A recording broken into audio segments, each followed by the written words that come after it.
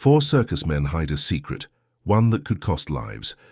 Welcome to Crimson Whisper. I am your host Bramwell. Tell me in the comments where you're listening from. I love reading everyone. Now, the mystery begins. It was a damp and mist-laden evening in London when I first received the telegram that would draw Holmes and myself into one of the most bewildering cases of his career. The note, delivered with unusual urgency, bore the unmistakable crest of a prominent aristocratic family, the Fairchilds of Mayfair, and a message as concise as it was alarming. Immediate assistance required. My family's prized collection at risk. Come at once. Lord Henry Fairchild. I arrived at 221B Baker Street to find Holmes reclining in his armchair, fingers steepled, eyes half closed, a small curl of smoke rising from his meerschaum pipe. He had that peculiar expectant expression, the one that always suggested he had already begun unraveling a mystery invisible to the ordinary eye. "Ah, Watson," he murmured without looking up.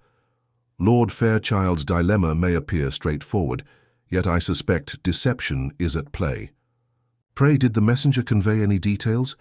"Only that there has been a theft of some sort," I replied, handing him the telegram. "But the wording, it is almost deliberately vague." Holmes's eyes snapped open, gleaming with the intensity of a hawk observing prey. "Precisely, my dear Watson. Vague threats often conceal the most precise dangers, and in cases involving the wealthy, one must consider not just the crime but the theatre surrounding it. It is the stage upon which cunning men perform their wiles. The case, as it would soon unfold, concerned a series of peculiar events at Fairchild Manor. Lord Fairchild's most treasured possessions, an assortment of rare jewels, antiquities, and curiosities collected from across Europe, were reportedly under threat from an elusive group of individuals whose identities remained shrouded in mystery. Local reports mentioned sightings of four strange men in the vicinity of the manor, all of whom had formerly been associated with a traveling circus renowned for its skill in disguise, acrobatics, and sleight of hand. Holmes's eyes danced with interest as he absorbed every detail I relayed. "A circus, you say? Excellent.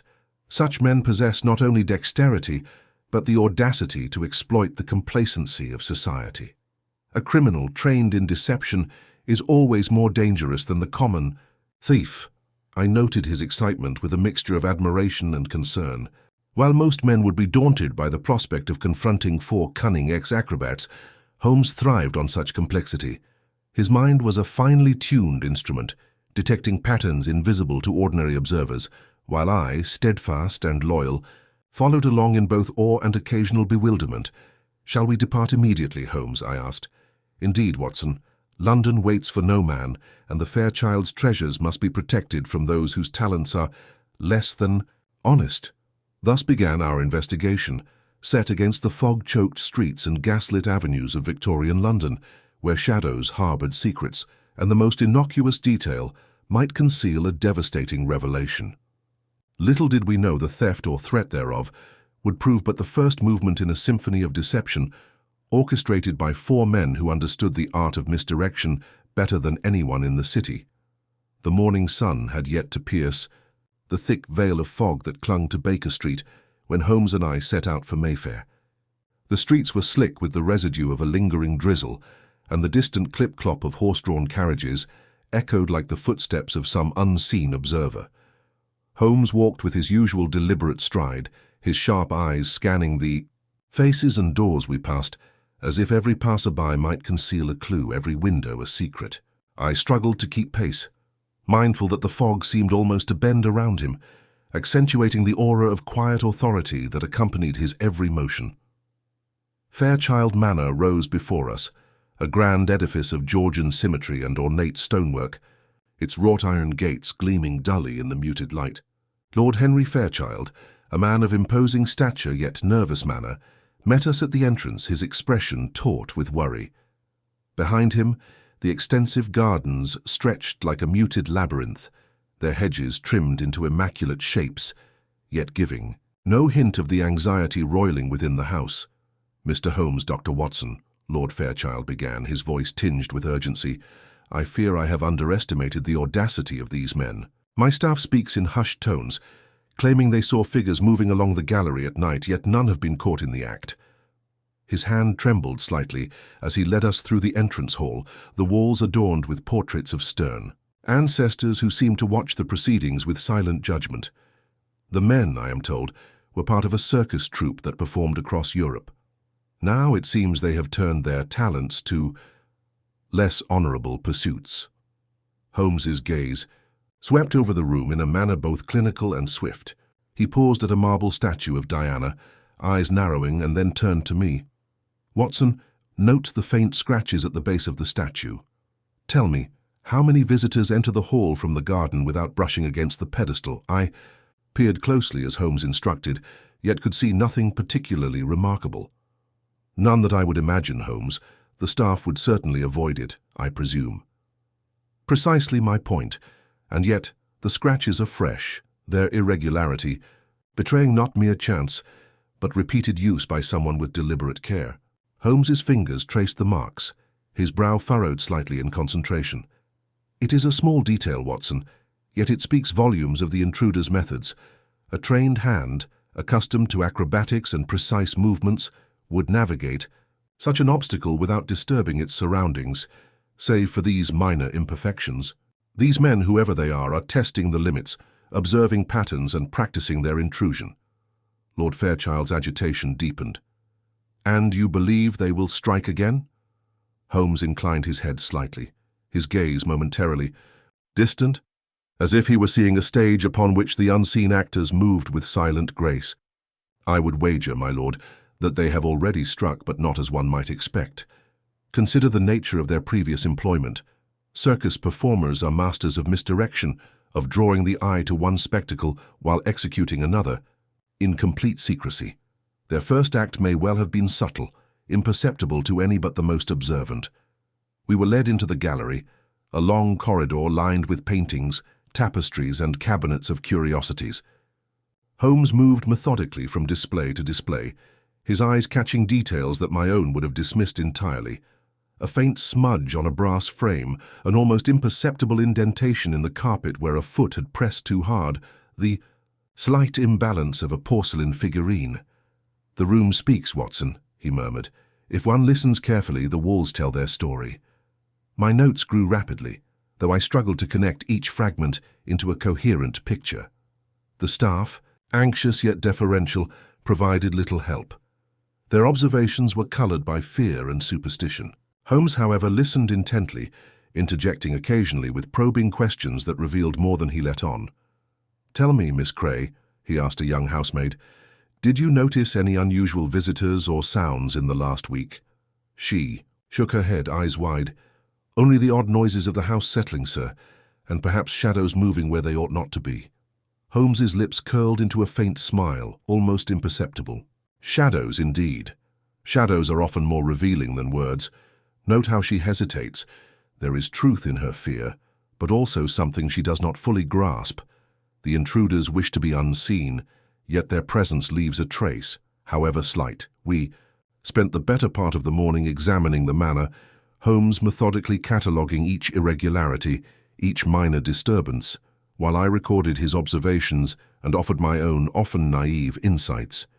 Yet even as I struggled to keep up, I could not help but admire the precision with which he absorbed each detail, constructing an invisible lattice of reasoning in his mind, connecting the scratches, the smudges, the uneven carpet fibers, as if the house itself were revealing its secrets only to him. By noon, the sun had barely broken through the persistent fog, casting a dull light across the marble floors. Holmes paused near a display of Venetian glass, holding one delicately in his hand. "Watson, observe this piece. Note the faint dust upon it and the absence of the usual fingerprints. One might assume it has not been touched, yet there is a trace of powder upon the base. Someone has handled it, deliberately avoiding direct contact, perhaps to avoid leaving an obvious mark. Our intruders are meticulous, rehearsing every movement. They understand the value of subtleties." I scribbled furiously, trying to match his pace of observation. Each clue seemed minor in isolation, yet when Holmes spoke of them collectively, a pattern began to emerge. He was mapping the intruders' methods even before their objective was fully known, a choreography of stealth, deception, and precision that could only be executed by men of exceptional skill. 4 men, Holmes said softly, almost to himself, all former acrobats, all accustomed to evading detection, all playing a dangerous game. Watson, we are dealing not with common thieves, but with specialists whose intellect rivals their agility. As we prepared to leave the gallery, Lord Fairchild grasped my arm. Do you truly believe, Mr. Holmes, that these men will attempt something more overt? Holmes met his gaze with a calm yet intense expression. My lord, the first act of a master thief is rarely the final one. They probe, they test, and only then do they strike decisively. We must remain vigilant, for when they move, it will be with precision, audacity, and a cunning that will challenge the best of our wits. And with that, we departed from the manor, stepping back into the fog-choked streets of London, where every shadow seemed to flicker with hidden intent, and the city itself became a theatre for a drama that had only just begun. Holmes and I returned to Baker Street that evening under a sky thick with fog, the gas lamps casting pale, trembling halos upon the slick pavement. Holmes was unusually quiet, his mind evidently occupied with threads of reasoning invisible to me, while I struggled to piece together the day's observations into a coherent narrative. The scratches upon the statue pedestal, the smudged frames, the delicate powder traces, all these fragments swirled in my notes, yet their true significance remained tantalizingly beyond reach.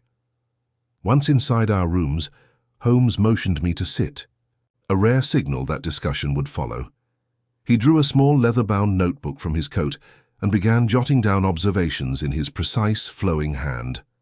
Watson, he said at last, the nature of our intruders is most instructive. 4 men, yes, but not simply as a unit. Each performs a role that complements the others.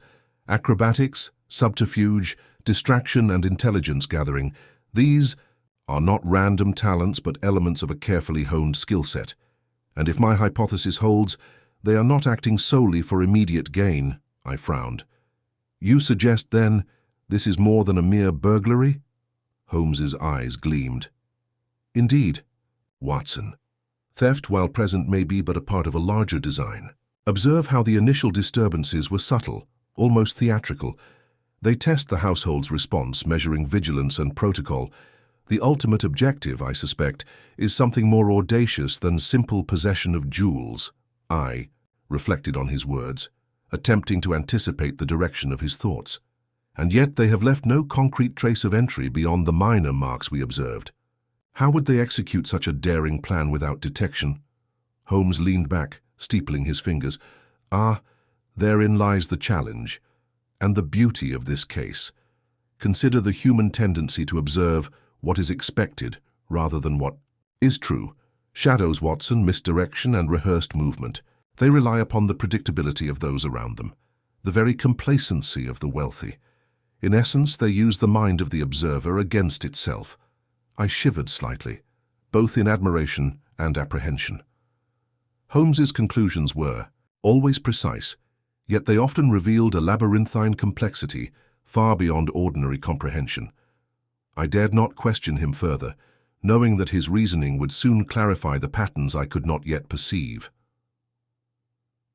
The next morning, Holmes insisted we return to Fairchild Manor, this time with the purpose of interviewing the staff and assessing potential vulnerabilities. Lord Fairchild greeted us with the same anxious demeanor, though his relief at seeing Holmes was evident. The man had clearly placed the weight of expectation upon the detective, as if the fate of his collection rested entirely upon Holmes's faculties. Holmes began with a calm yet incisive inquiry into household routines, noting discrepancies between staff statements with quiet precision. One maid claimed to have seen a figure near the gallery window the previous evening, yet another swore no one had approached the same area. Holmes's response was measured. Both statements contain truth, yet also omission. Consider the perspective. Halve each witness, Watson. One sees what is expected, the other what is unusual. Neither sees the whole. Our task is to assemble the fragments. As he spoke, I noticed a subtle tension in his manner, the slight narrowing of the eyes when he considered the upper windows overlooking the garden. Observe, Watson. "The sash of that window is slightly loosened," he said, bending to examine. Not enough to indicate forced entry, yet sufficient to allow a man of skill access with careful effort. One of our four may have tested this route.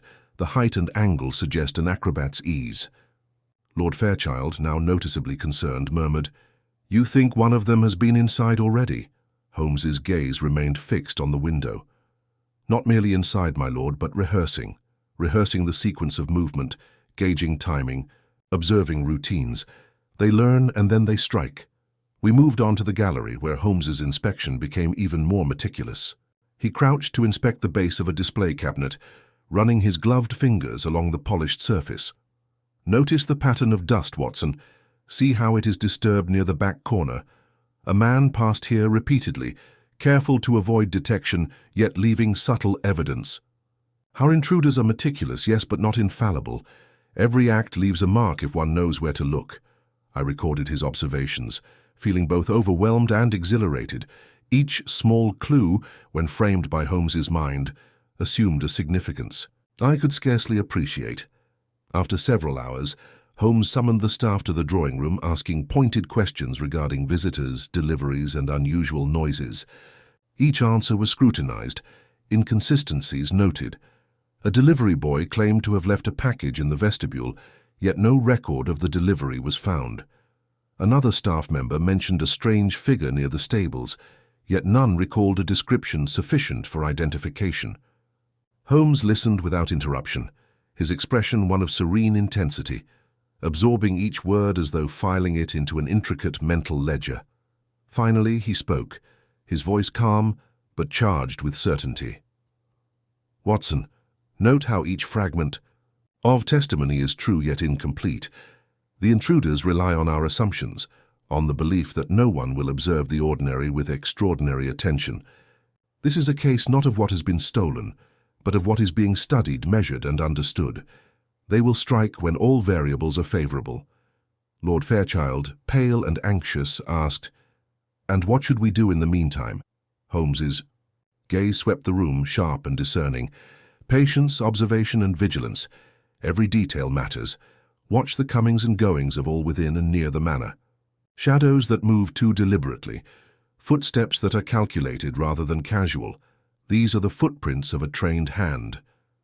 And Watson," he added, a faint smile tugging at his lips, "prepare yourself. What seems simple today may become the stage of a most elaborate performance tomorrow." As we departed the manor once again, the fog seemed thicker, more insistent, curling around the gas lamps as though to obscure the truth. Holmes's mind was clearly at work, tracing invisible patterns, predicting movements, and constructing an invisible map of possibility. I followed, eager yet apprehensive, conscious that we had entered a game of intellect and agility far beyond ordinary comprehension, where the four men from the circus moved unseen, rehearsing their next act in a city that slept unsuspectingly, under the pall of fog and uncertainty. The following evening found us once more in Mayfair. Though the manor seemed quieter than before, the grand rooms dimly lit by flickering gas lamps, Holmes and I arrived at a discreet hour, intending to avoid drawing unnecessary attention. The streets of London were slick with the residue of another overnight drizzle, and the fog clung low, curling around the lampposts and obscuring the upper stories of the buildings. Holmes, as ever, walked with purposeful calm, his eyes scanning every shadow and movement, his long coat brushing the wet pavement with a soft whisper. Inside, Lord Fairchild received us with a weary nod. The household, tense yet obedient, awaited instructions. Holmes moved immediately to the drawing-room, where he gestured for all the senior staff to assemble. The manner in which he commanded attention was subtle yet absolute. Even the usually boisterous butler, Mr. Hawthorne, straightened instinctively under Holmes's piercing gaze. "Good evening, everyone," Holmes began, his tone calm, almost conversational, yet carrying an unspoken weight. "I am aware that unsettling events have been reported. What I require tonight are precise observations and careful recollections. If anything unusual comes to your attention, you must speak immediately and accurately. Remember, details that appear insignificant may prove vital." The staff exchanged nervous glances, though no one dared speak out of turn. Holmes's eyes, sharp as a hawk's, lingered on each in turn, as though reading the very intentions behind. Their silence. "Let us begin with the previous evening," he continued. "Were there any visitors, packages, or disturbances that might seem trivial, but were in fact unusual?" Several hands rose hesitantly. The maid who had earlier mentioned shadows described the sound of footsteps along the gallery at a peculiar hour. The butler more reluctantly admitted that a delivery boy had been observed loitering near the stables, though he insisted nothing had been amiss. Holmes noted these admissions with quiet precision, recording them mentally, while I jotted down every word for posterity. After a few minutes he leaned slightly forward, voice soft yet deliberate. "And yet, Watson, observe how their statements, while truthful in essence, leave openings, gaps of perception. The shadows they describe, the noises they hear, are incomplete. There is a rhythm here, a pattern of observation and omission which is consistent with deliberate rehearsal. Our intruders are not careless. They are calculating, probing for weaknesses. I could see the strain on Lord Fairchild's face, the fear of an unseen hand manipulating his household. Holmes, as if sensing the tension, waved a hand, dismissing overt concern. "Fear is a poor guide to logic, my lord. Observation and reason, however, illuminate what is otherwise invisible. And it is here in the interstices of perception that the truth of our case will reveal itself." Holmes then requested to examine the windows and points of entry more closely. We moved to the gallery, where he crouched and inspected the sashes, their hinges, and the surrounding woodwork with an intensity that belied patience. "Notice the wear here," he murmured to me, indicating a faint indentation along the sill. "A man has pressed against this frame repeatedly, testing its durability. It is subtle, almost imperceptible, yet it is a signature of rehearsal. Our four men, no doubt accustomed to acrobatics, would know exactly how to exploit such openings." A sudden thought struck him, and his gaze swept the room with sudden intensity. "Watson, observe the placement of these cabinets. Each is slightly misaligned with the corresponding windows and doors. A casual observer would see symmetry, yet a trained eye notes that these minor imbalances create sightlines, advantages to someone moving unseen. Whoever plots here is meticulous, calculating every angle, every shadow."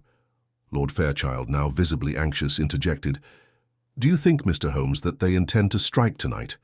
Holmes's expression softened, though his eyes retained a sharp gleam. "It is likely, my lord, but we must not act on conjecture alone. We shall observe, record, and prepare. The intruders depend upon their knowledge of human expectation, assuming that none will notice their subtle maneuvers. Tonight, we test that assumption." Holmes then arranged for discreet surveillance of the main corridors, enlisting the cooperation of the staff without alarming them.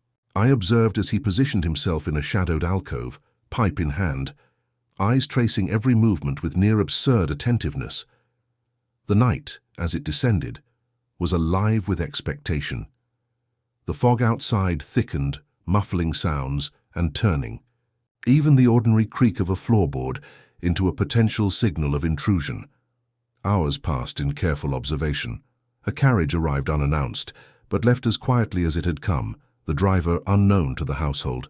Shadows moved where none should have, and I noted them eagerly, though Holmes seemed to catalogue far more than I could comprehend. His hands were steady, eyes constantly scanning, ears attuned to the faintest irregularity. At one point, he paused, raising a finger to shush even the faintest noise, indicating that the movement of a staff member in a distant corridor might mask a more subtle approach. As the night deepened, a sudden sound near the upper windows caught Holmes's attention. Her faint scratching, almost inaudible yet deliberate. He motioned me close and whispered, "Watson, do you see? That is no ordinary settling of the building. That is the hand of one rehearsing, testing, learning. And from the pattern, I surmise there is more than one participant, 4, as reported. They move in tandem, silent and deliberate. The hours stretched onward, each minute building suspense. Holmes's observations, precise and unrelenting, began to coalesce into an invisible map of action. He noted the rhythm of movement, the alignment of shadows, the subtle displacement of objects, and spoke softly of misdirection, timing, and rehearsal. "They play upon expectation, Watson. Their skill is not in stealth alone, but in knowing how the mind of a man like Lord Fairchild will perceive, or fail to perceive, the ordinary and the extraordinary." By the first light of dawn, the fog began to lift, revealing the dark outlines of the manor and its gardens. Holmes straightened, satisfied with his vigil. "Watson, tonight confirms what I suspected. Our 4 men are disciplined, cunning, and precise. But even the most meticulous operator leaves a trace, if only one knows where to look. And it is upon these traces that we shall build our understanding, revealing the method beneath the misdirection." As we departed, I could not help but feel the weight of anticipation. The circus men remained unseen, rehearsing or plotting, yet Holmes had already begun tracing the invisible threads of their design. I followed him into the awakening streets of London, aware that each step carried us closer to a confrontation that would require not only courage, but the unparalleled precision of Holmes's intellect. The city around us, misty and mysterious, seemed itself to hold its breath, as though awaiting the first act of a drama that had only just begun. The following morning, the manor seemed to hum with a restrained tension. Lord Fairchild greeted us with a mixture of hope and unease, his eyes darting toward the upper windows, as though expecting to see the familiar shapes of our elusive intruders. Holmes, ever composed, motioned me toward the drawing-room where the staff had been assembled once more. There was a palpable air of anticipation. Even the usually impassive butler appeared constrained, as if he sensed the invisible scrutiny hovering over the household. Holmes began his inquiry with an almost casual tone, questioning each staff member in turn. "Tell me again precisely where you observed the shadows and movements last night," he instructed. Each account was recorded with meticulous care, but as always, Holmes's mind sifted beyond the mere words. He listened to the rhythm of their speech, the slight hesitations and the words left unspoken. The first narrative came from Miss Cray, the maid whose observations had already drawn our attention. She recounted seeing a figure near the gallery window, moving with careful deliberation. Holmes's eyes gleamed at the description. "And you are certain of the time?" he asked. She nodded, though Holmes detected a faint uncertainty that she did not articulate. "Good. Timing, Watson, is crucial. Even a discrepancy of minutes alters the entire sequence of an event." Next came the butler, Mr. Hawthorne, whose account seemed precise yet rehearsed. He spoke of the delivery boy loitering near the stables, insisting that nothing untoward had occurred. Holmes, however, inclined his head subtly, noting a faint discoloration on the carpet beneath the stable's door. "Observe, Watson," he whispered, "how the testimony aligns with the physical evidence, yet omits a small detail. The boy's presence disturbed the dust, but the staff's recollection of it is conveniently incomplete. There is truth here, yes, but also misdirection." Holmes then turned to the gardener, a burly man accustomed to the physical work of the estate. "Have you noticed anything unusual along the perimeter walls or in the hedges?" he asked. The man hesitated, then admitted to seeing fleeting movements that he attributed to shadows and passing animals. Holmes's eyes narrowed. "Shadows indeed. Shadows often conceal as much as they reveal. The intruders depend upon these misperceptions. They manipulate expectation and observation alike."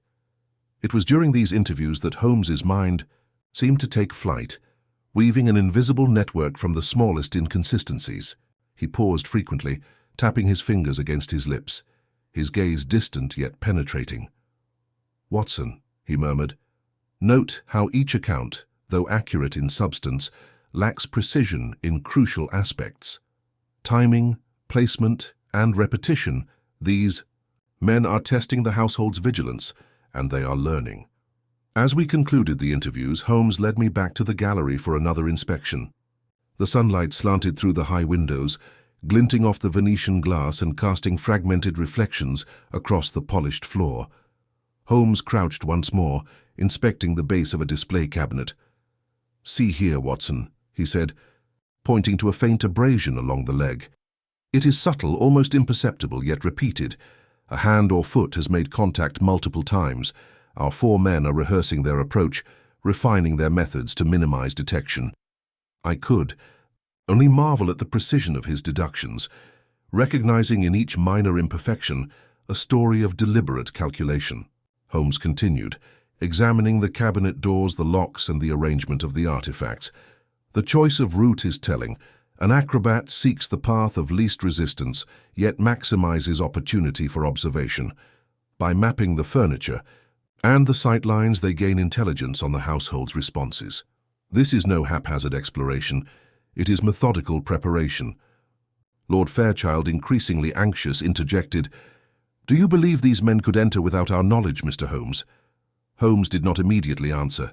Instead, he gestured toward the gallery window, now bathed in the morning light. "Consider the angle, the height, the slight looseness of the sash. A man trained in agility could gain access quietly, yet only if he has rehearsed his movements. And when 4 men coordinate in this fashion, the operation becomes both predictable in skill and unpredictable in execution. They are both disciplined and inventive, a dangerous combination." As we spoke, I noted the heightened tension within the staff, their eyes occasionally darting toward corners and windows. Holmes seemed to sense their unease, yet he remained calm, a steady presence in the midst of uncertainty. "Fear clouds judgment, Watson," he said softly, almost to himself. "Observation, however, reveals truth, and tonight we must be the observers who are not deceived. I could see the strain on Lord Fairchild's face, the fear of an unseen hand manipulating his household. Holmes, as if sensing the tension, waved a hand, dismissing overt concern. "Fear is a poor guide to logic, my lord, observation and reason. However, illuminate what is otherwise invisible, and it is here in the interstices of perception that the truth of our case will reveal itself." Holmes then requested to examine the windows and points of entry more closely. We moved to the gallery, where he crouched and inspected the sashes, their hinges, and the surrounding woodwork with an intensity that belied patience. "Notice the wear here," he murmured to me, indicating a faint indentation along the sill.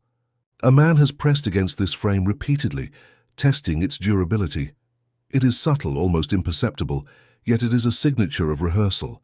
Our 4 men, no doubt accustomed to acrobatics, would know exactly how to exploit such openings."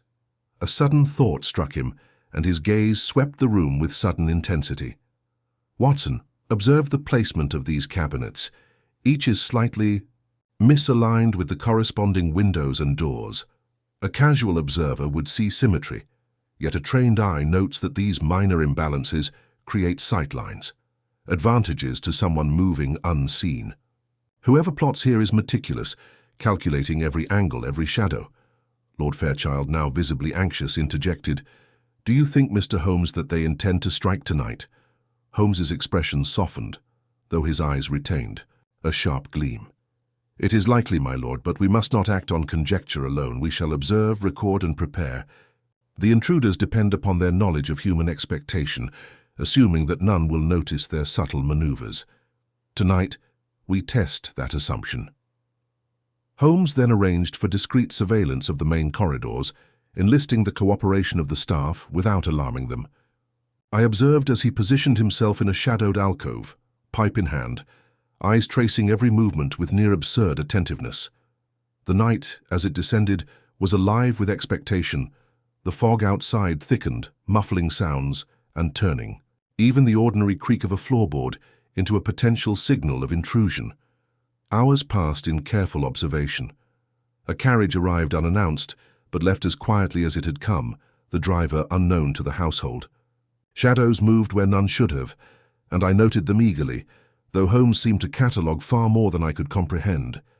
His hands were steady, eyes constantly scanning, ears attuned to the faintest irregularity. At one point, he paused, raising a finger to shush even the faintest noise, indicating that the movement of a staff member in a distant corridor might mask a more subtle approach.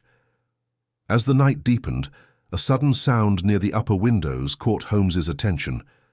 Her faint scratching, almost inaudible yet deliberate.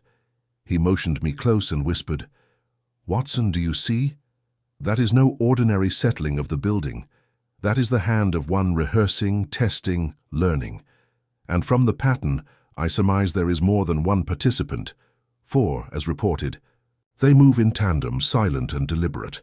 The hours stretched onward, each minute building suspense. Holmes's observations, precise and unrelenting, began to coalesce into an invisible map of action. He noted the rhythm of movement, the alignment of shadows, the subtle displacement of objects, and spoke softly of misdirection, timing, and rehearsal. They play upon expectation, Watson. Their skill is not in stealth alone, but in knowing how the mind of a man like Lord Fairchild will perceive, or fail to perceive, the ordinary and the extraordinary. By the first light of dawn, the fog began to lift, revealing the dark outlines of the manor and its gardens. Holmes straightened, satisfied with his vigil. Watson, tonight confirms what I suspected. Our 4 men are disciplined, cunning, and precise. But even the most meticulous operator leaves a trace, if only one knows where to look, and it is upon these traces that we shall build our understanding, revealing the method beneath the misdirection. As we departed, I could not help but feel the weight of anticipation. The circus men remained unseen, rehearsing or plotting, yet Holmes had already begun tracing the invisible threads of their design. I followed him into the awakening streets of London, aware that each step carried us closer to a confrontation that would require not only courage, but the unparalleled precision of Holmes' intellect. The city around us, misty and mysterious, seemed itself to hold its breath, as though awaiting the first act of a drama that had only just begun. The following morning, the manor seemed to hum with a restrained tension. Lord Fairchild greeted us with a mixture of hope and unease, his eyes darting toward the upper windows, as though expecting to see the familiar shapes of our elusive intruders. Holmes, ever composed, motioned me toward the drawing-room, where the staff had been assembled once more. There was a palpable air of anticipation. Even the usually impassive butler appeared constrained, as if he sensed the invisible scrutiny hovering over the household. Holmes began his inquiry with an almost casual tone, questioning each staff member in turn. "Tell me again precisely where you observed the shadows and movements last night," he instructed. Each account was recorded with meticulous care, but as always, Holmes's mind sifted beyond the mere words. He listened to the rhythm of their speech, the slight hesitations, and the words left unspoken. The first narrative came from Miss Cray, the maid whose observations had already drawn our attention. She recounted seeing a figure near the gallery window, moving with careful deliberation. Holmes's eyes gleamed at the description. "And you are certain of the time?" he asked. She nodded, though Holmes detected a faint uncertainty that she did not articulate. "Good. Timing, Watson, is crucial. Even a discrepancy of minutes alters the entire sequence of an event." Next came the butler, Mr. Hawthorne, whose account seemed precise yet rehearsed. He spoke of the delivery boy loitering near the stables, insisting that nothing untoward had occurred. Holmes, however, inclined his head subtly, noting a faint discoloration on the carpet beneath the stable's door. "Observe, Watson," he whispered, "how the testimony aligns with the physical evidence, yet omits a small detail. The boy's presence disturbed the dust, but the staff's recollection of it is conveniently incomplete. There is truth here, yes, but also misdirection." Holmes then turned to the gardener, a burly man accustomed to the physical work of the estate. "Have you noticed anything unusual along the perimeter walls or in the hedges?" he asked. The man hesitated, then admitted to seeing fleeting movements that he attributed to shadows and passing animals. Holmes's eyes narrowed. "Shadows, indeed. Shadows often conceal as much as they reveal. The intruders depend upon these misperceptions. They manipulate expectation and observation alike." It was during these interviews that Holmes's mind seemed to take flight, weaving an invisible network from the smallest inconsistencies. He paused frequently, tapping his fingers against his lips, his gaze distant yet penetrating. "Watson," he murmured, "note how each account, though accurate in substance, lacks precision in crucial aspects, timing, placement, and repetition. These men are testing the household's vigilance, and they are learning." As we concluded the interviews, Holmes led me back to the gallery for another inspection. The sunlight slanted through the high windows, glinting off the Venetian glass and casting fragmented reflections across the polished floor. Holmes crouched once more, inspecting the base of a display cabinet. "See here, Watson," he said, pointing to a faint abrasion along the leg. "It is subtle, almost imperceptible, yet repeated. A hand or foot has made contact multiple times. Our 4 men are rehearsing their approach, refining their methods to minimize detection." I could only marvel at the precision of his deductions, recognizing in each minor imperfection a story of deliberate calculation. Holmes continued, examining the cabinet doors, the locks, and the arrangement of the artifacts. "The choice of route is telling. An acrobat seeks the path of least resistance, yet maximizes opportunity for observation. By mapping the furniture and the sight lines, they gain intelligence on the household's responses. This is no haphazard exploration. It is methodical preparation." Lord Fairchild, increasingly anxious, interjected, "Do you believe these men could enter without our knowledge, Mr. Holmes?" Holmes did not immediately answer. Instead, he gestured toward the gallery window, now bathed in the morning light. "Consider the angle, the height, the slight looseness of the sash. A man trained in agility could gain access quietly, yet only if he has rehearsed his movements. And when 4 men coordinate in this fashion, the operation becomes both predictable in skill and unpredictable in execution. They are both disciplined and inventive, a dangerous combination." As we spoke, I noted the heightened tension within the staff, their eyes occasionally darting toward corners and windows. Holmes seemed to sense their unease, yet he remained calm, a steady presence in the midst of uncertainty. "Fear clouds judgment, Watson," he said softly, almost to himself. "Observation, however, reveals truth. And tonight, we must be the observers who are not deceived. Not deceived. The figure's movement was precise, and yet in its perfection there lay a small inconsistency. Holmes's eyes narrowed. "Ah, the secret is here," he murmured, stepping silently closer. "A misalignment in the placement of the hand relative to the railing, a subtle imperfection betraying practice rather than mastery. He is learning, testing boundaries, yet unaware that he is being observed by the keenest eye in London." Suddenly, a second figure appeared, descending the grand staircase with silent agility, moving past the velvet carpet without disturbing a single thread. Holmes' expression sharpened. "See, Watson, coordination. 2 act simultaneously yet independently, exploiting expectation and timing. The moment has come for misdirection, an overt act designed to draw attention away from the true objective." The first figure paused near the window, producing a small mirror to reflect moonlight across the gallery, creating dancing patterns that seemed random yet carefully controlled. Holmes's lips curled into a faint smile. "A classic distraction, Watson." While the household's attention would naturally be drawn to the spectacle, the second intruder prepares a subtler maneuver elsewhere. I strained to follow the movements, my eyes tracing the glint of light and the slight disturbance of objects along the corridor.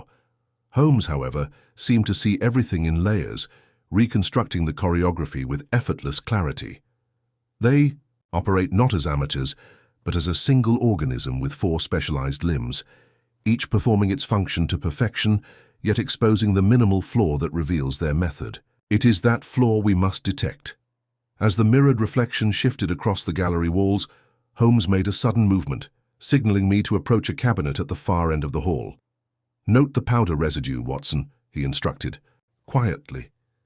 The intruder who passed here brushed against the surface, unaware of the tiny mark left behind. Here lies the first tangible evidence of rehearsal, the secret clue embedded in the act of misdirection. Holmes crouched beside the cabinet, inspecting the mark with his magnifying glass. "Observe, Watson, how the trace does not correspond to a single individual, but indicates repeated contact, alternating hand placements. The pattern reveals coordination between at least 2 members. Furthermore, the spacing of the contact points allows us to deduce the relative height and agility of the participants, a subtle fingerprint of their physicality." From his concealed vantage, Holmes observed the first figure shift toward the balcony, seemingly satisfied with the reflection display. Yet, in that moment, he noticed another detail. a faint scuff on the marble floor beneath the staircase, invisible to the casual eye. "Watson," he whispered, "see here. The second intruder has moved in a manner calculated to leave a trace only a trained observer would detect. It is intentional, almost arrogant in its subtlety, yet it betrays both method and intent." Holmes then motioned me to follow him as he moved silently along the corridor, tracing the path of the second intruder while avoiding detection. Each step, each calculated pause, revealed a meticulous rehearsal designed to map the household's response. "They are confident, yes, but not infallible," he murmured. "Even precision leaves evidence if one knows where to look." By now, the performance of the intruders had become apparent as a controlled spectacle: shadows, mirrors, and calculated movements designed to mislead. Holmes's mind reconstructed the sequence in real time, noting where each participant had tested the environment, observed reactions, and left minimal yet telling marks. "Watson, mark my words," he said quietly. "They aim to provoke error, to draw attention while diverting suspicion from the true target. That target, I suspect, is neither the gallery nor the jewels directly, but a point where the misdirection intersects with our expectation." The figures retreated finally, melting into the darkness beyond the upper windows, leaving only the faint trace of powder, scuffs, and displaced dust behind. Holmes remained in place for several moments, eyes scanning the scene for further inconsistencies, then turned to me with his customary calm. "Watson, we have witnessed their method, their coordination, and their misdirection. The first overt act is complete, yet it has provided us with precisely what we needed: evidence of intention, flaws in rehearsal, and a pattern that will guide our next steps. The intruder's confidence is now our advantage." As we withdrew from the manor into the foggy London streets, Holmes's mind seemed already at work, reconstructing the invisible choreography, analyzing the subtleties of the evening, and anticipating the next move of these cunning adversaries. The four men from the circus had executed their rehearsal with skill and precision, yet Holmes had discerned the flaws hidden within their perfection. The stage was set for the next phase of his plan, where observation, deduction, and strategic play would combine to expose both method and identity. Holmes returned to Baker Street that morning with a vigor that seemed almost tangible, his mind racing through the observations of the previous night. I followed closely, struggling to keep pace both physically and mentally, aware that every small detail Holmes had noted could serve as the key to unmasking the four elusive intruders. The streets of London were already bustling, the usual clamour of hansom cabs and pedestrians forming a contrast to the measured precision of our nocturnal surveillance. Yet Holmes's gaze rarely lingered on the ordinary.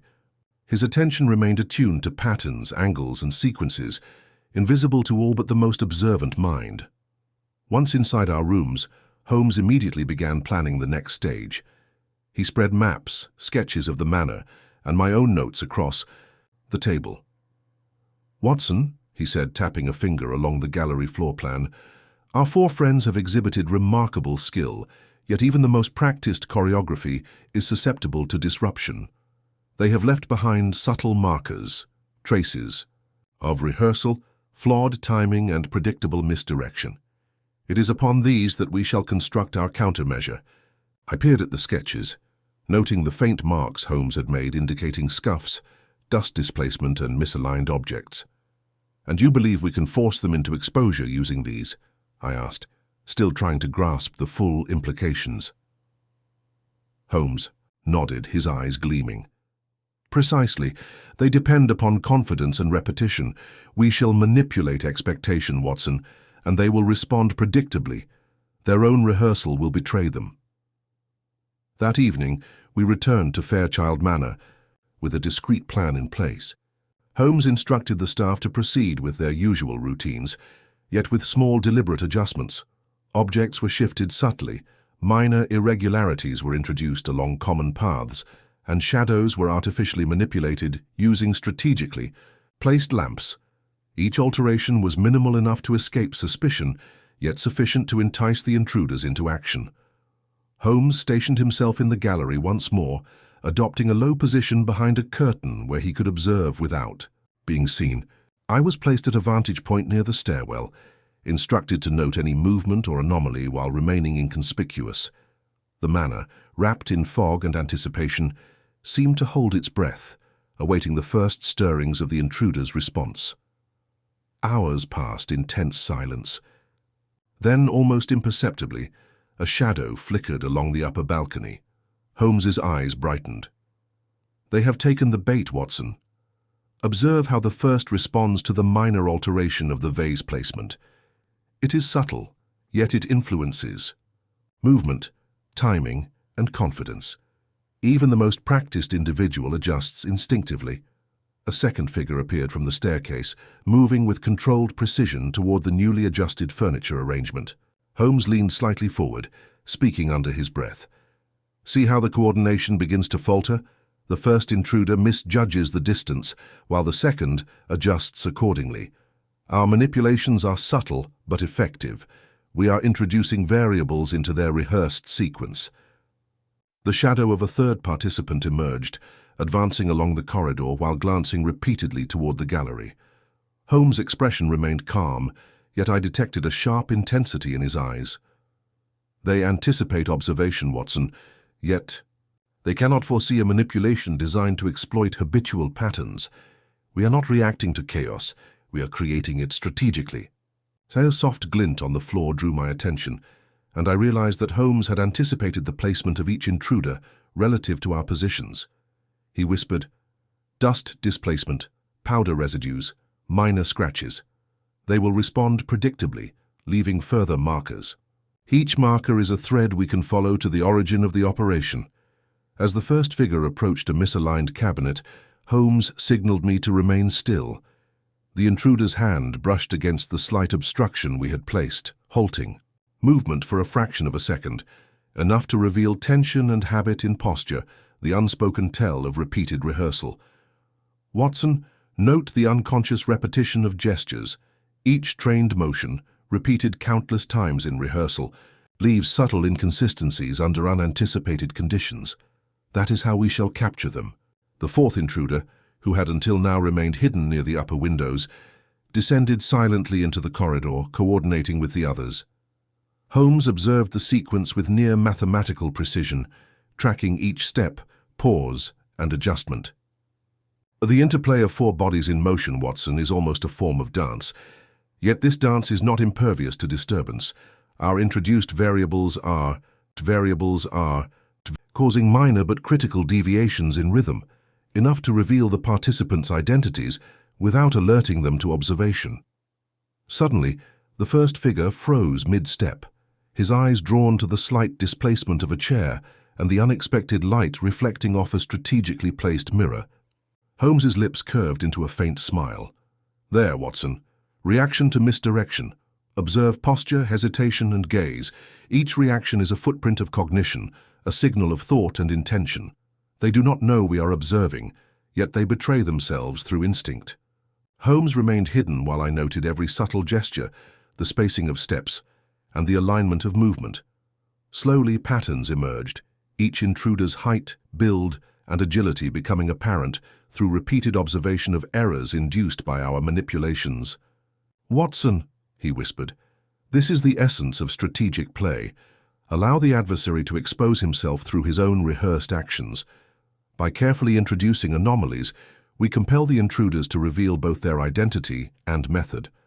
Hours later, as the fog thinned and the first light of dawn crept through the windows, the four intruders withdrew, unaware that they had been systematically mapped.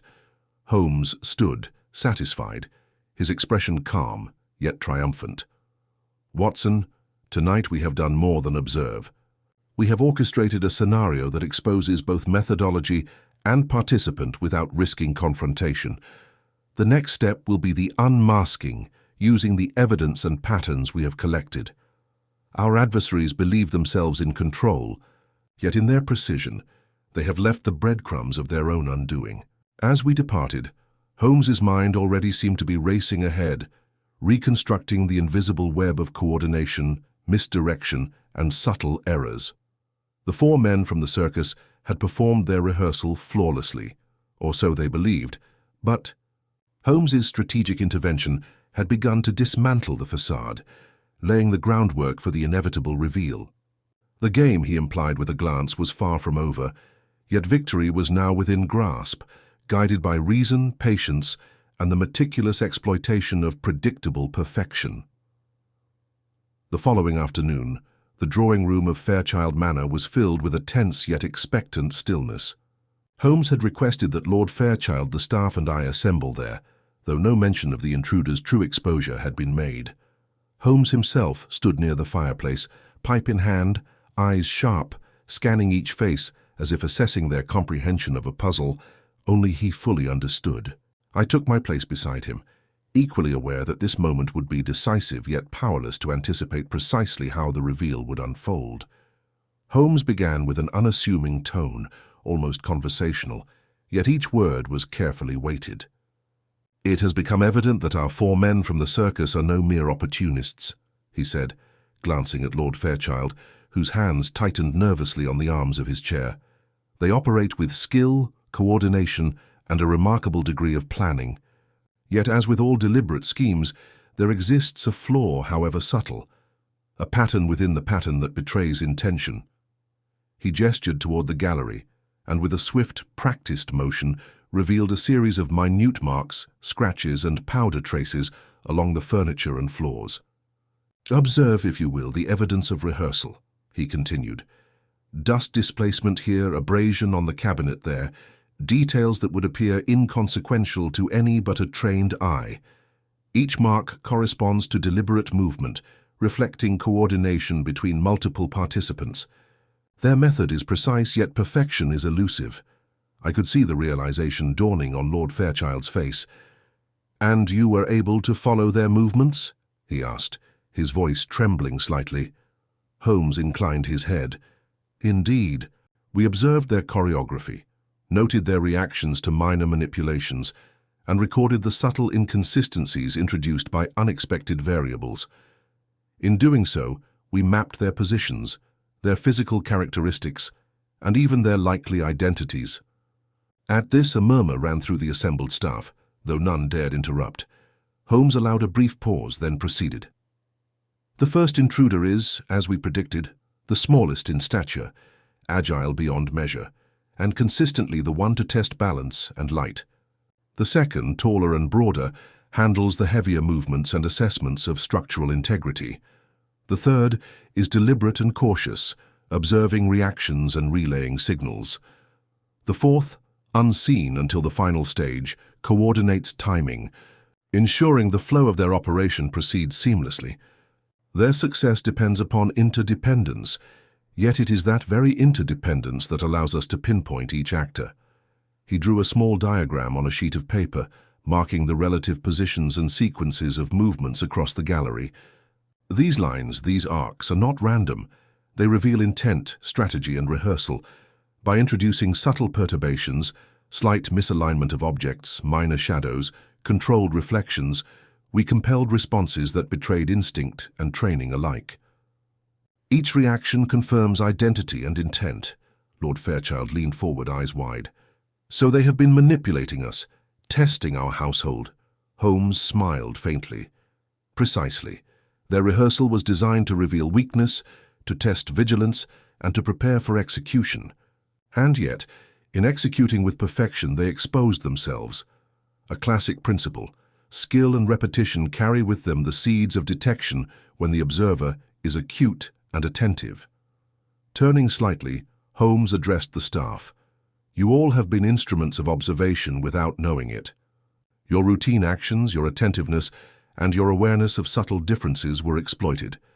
Yet your consistency also allowed us to track deviations, recognize rehearsal, and predict action." I interjected, noting the incredulity in Lord Fairchild's voice. "But Mr. Holmes, how do you deduce the identities of the 4 men themselves? Surely the night's shadows obscured detail." Holmes's eyes sparkled with that familiar glint of pride. "Ah, Watson, that is where the secret lies in coordination and physicality. Repeated observation revealed individual characteristics, height, gait, reach, and reaction to unexpected stimuli. The first intruder's hand left the lightest mark, the second's footfalls displaced slightly more dust, The third, consistently, paused longer when presented with irregularity. The fourth coordinated timing with precision, yet occasionally misjudged distance. These subtle traits, combined with the known reports of circus performers in London at the time, allowed me to identify each actor by specialty and physical aptitude. He paused for effect, then continued with a dramatic precision. We can now state with confidence that the intruders are Hector Lang, renowned for acrobatic agility, Barnabas Thorne, the strongman, Emilio Ferrara, expert in timing and signal coordination, and Lucien Marchand, a specialist in stealth and reflection, manipulation. Their collective skill, while formidable, has been rendered transparent by their own rehearsal under observation. A silence fell over the room, broken only by the soft crackle of the fireplace. Lord Fairchild, now pale yet visibly relieved, whispered, "And they shall be apprehended." Holmes inclined his head. "The authorities have been notified, and patrols are prepared to intercept based on the patterns we have established. They will be trapped not by confrontation, but by their own predictability." He turned to me, expression softening slightly. "Watson, you have seen tonight the essence of deduction in action. Observation, logic, and the careful introduction of variables. These are the tools by which deception is unmasked. The four men believed themselves invisible, yet in rehearsing their precision, they illuminated themselves. That is the elegance of applied reasoning." As we departed Fairchild Manor later that day, the fog rolling across the London streets seemed less oppressive, almost dissipating in acknowledgement of resolution. Holmes's mind, as ever, raced ahead, already contemplating the next case, yet satisfied in the knowledge that the subtle art of deduction had prevailed once more. I walked beside him, noting the quiet authority with which he carried victory, not in force or intimidation, but in intellect, patience, and meticulous observation. In the days that followed, reports confirmed the apprehension of the four circus men in accordance with the predictions Holmes had made. Their capture facilitated not by luck, but by foresight and methodical strategy. Lord Fairchild expressed gratitude with restrained emotion, and the staff, though still a touch wary, displayed renewed confidence in their own observations, having participated in the unraveling of a sophisticated plot without even realizing it. I reflected on the entire affair, marveling anew at Holmes's genius. His ability to perceive the imperceptible, to reconstruct intentions from the faintest of traces, and to manipulate circumstances with precision left me in perpetual astonishment. Once more, the invisible threads of action, deception, and method had been untangled, leaving clarity where chaos once reigned.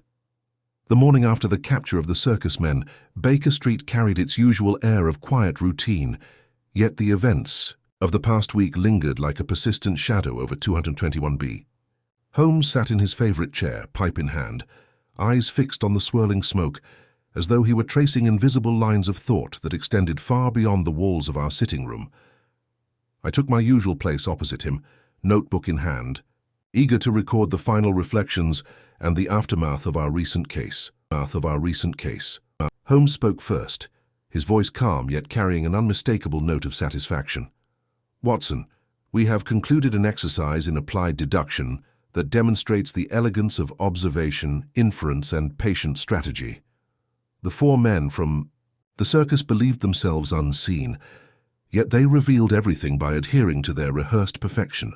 In attempting to control every variable, they left behind the minimal inconsistencies that permitted us to reconstruct their operation in its entirety."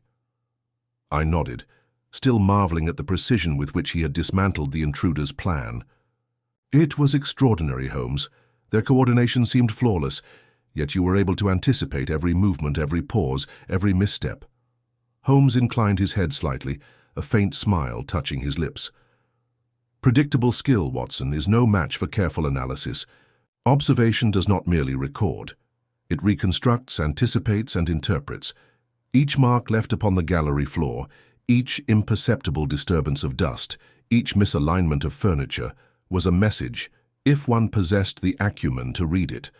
I reflected on the events at Fairchild Manor, particularly the staff's unwitting role in the unraveling of the scheme. Holmes continued, his voice softer now, carrying a note of philosophical observation.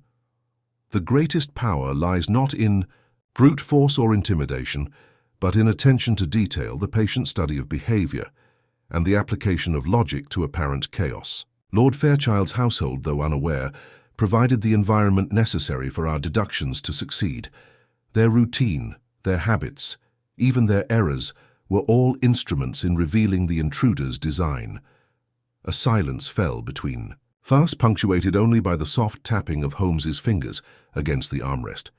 After a pause, he added, "And yet, Watson, one must always temper admiration for intellect with humility. The world is not always so cooperative. A skilled adversary who recognizes observation and adapts may remain hidden, and in such cases, even the keenest eye must accept uncertainty." I observed him, noting the rare moment of reflection that tempered his characteristic confidence. "It is precisely your methodical patience and foresight, Holmes, that ensures such adversaries rarely succeed," I said. Holmes's eyes flickered toward the window, observing the muted bustle of London streets below. "Indeed, Watson. Yet it is not victory alone that matters, but the exercise of reason and deduction as instruments of understanding. Each case, each mystery, provides a lens through which one may discern patterns, human intent, and the interplay of cause and effect. In the act of deduction, one glimpses the structure beneath apparent chaos." I thought of the 4 circus men now in custody, and the certainty with which Holmes had predicted not only their capture, but the manner of their movements and errors. The elegance of his reasoning remained almost imperceptible, hidden within the calm authority of his gestures and speech. "And Lord Fairchild's household," I added, "must feel immeasurably relieved." Holmes allowed a brief nod. "Yes, Watson, yet relief is secondary to awareness. Knowledge of one's environment, attentiveness to subtle signals, and the capacity for reasoned response are the true safeguards. The manor now sleeps in safety, not due to chance, but due to the disciplined application of observation and strategic intervention."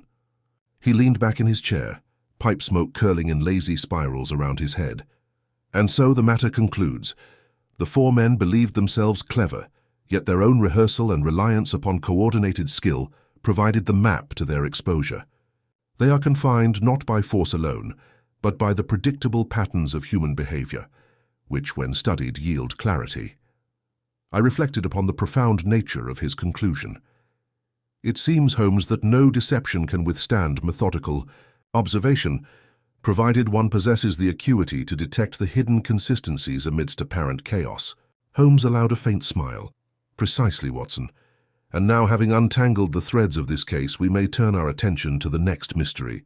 The world is abundant with puzzles, each waiting to test intellect, patience, and reason.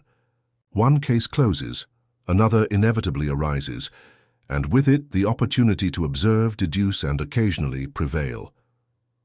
As we prepared to leave Baker Street that morning, Holmes's mind was already moving forward, considering possibilities, probabilities, and sequences of events that might unfold elsewhere. I followed, conscious once more of the rare privilege of witnessing his genius in action, understanding that the capture of the 4 circus men was not merely a triumph of deduction, but an elegant demonstration of how patience, observation, and careful strategy could expose the truth hidden beneath layers of skill and misdirection. The fog outside had lifted, revealing the streets of London in a muted clarity, and with each step away from Baker Street, I felt the familiar mixture of awe and anticipation. The 4 men from the circus had been unmasked, their plan foiled not by chance, but by intellect. And, as always, Holmes moved ahead of the visible world, a solitary figure whose mind, ever alert and incisive, sought the patterns that others failed to perceive, leaving me both astonished and inspired in the quiet aftermath of a mystery resolved.